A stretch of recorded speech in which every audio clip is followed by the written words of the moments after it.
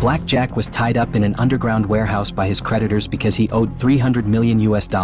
5 other people who also owed money were also here. The creditors said they could forgive their debts, but the condition was that they needed to provide a body organ. Everyone thought losing one organ wouldn't be a big deal, but what the creditors wanted was actually the heart. It turned out that a rich man had a heart disease. He urgently needed to find a suitable heart for a transplant surgery. At this moment, the test results came out. Black Jack's and Raymond's hearts were the most suitable. The others were driven out of the warehouse. Black Jack said that heart transplant was extremely difficult. No one had ever successfully completed it, but the creditors said they had found the top Dr. Nick. His heart transplant success rate was as high as 70%. Black Jack denounced the rich man's cruel behavior angrily, but the rich man slapped banknotes in his face to humiliate him. At this moment, the creditors suddenly received the news. Dr. Nick couldn't make it because of a traffic jam. Just when the creditors were at a loss, he remembered that Black Jack was also a genius doctor, and that Raymond would provide the heart. So he persuaded Black Jack to perform the surgery. Just when Black Jack was hesitating, Raymond actually volunteered for the heart transplant.